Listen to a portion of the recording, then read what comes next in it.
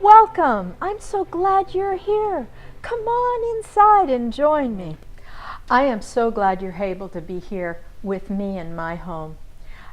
I really believe that a home reflects a person, who they are, what they're all about. So I'm glad you can be here because everything in my home has a story behind it, and maybe I'll have a chance to share a few of those with you.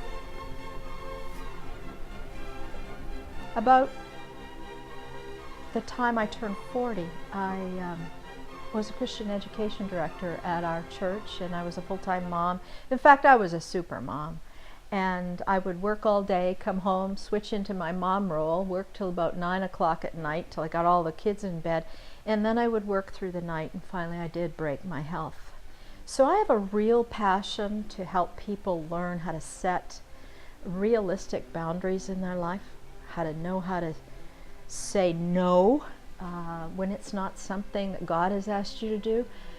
And I now have a passion to make sure that people balance their lives with not only work, but with fun.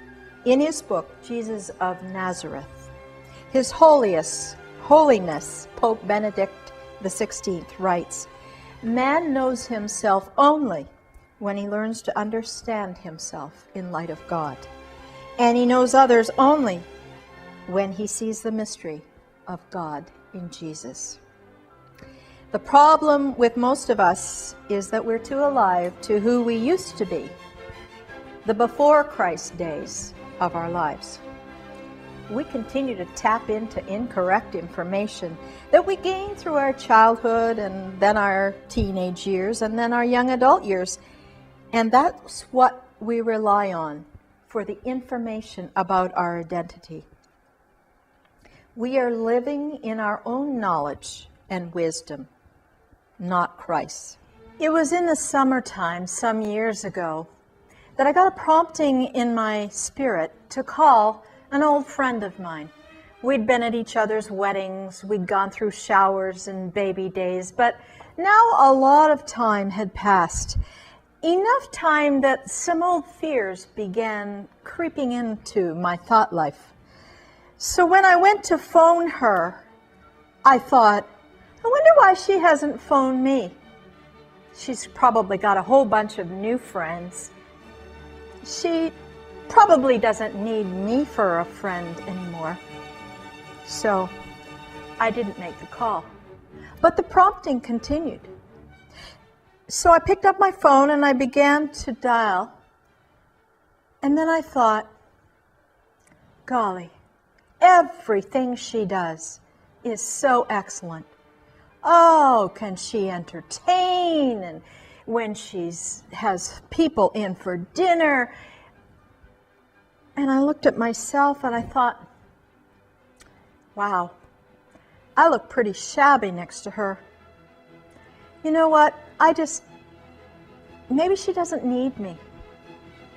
Maybe I'm not the kind of friend she needs in her life anymore. Maybe I don't stack up. So I didn't make the call.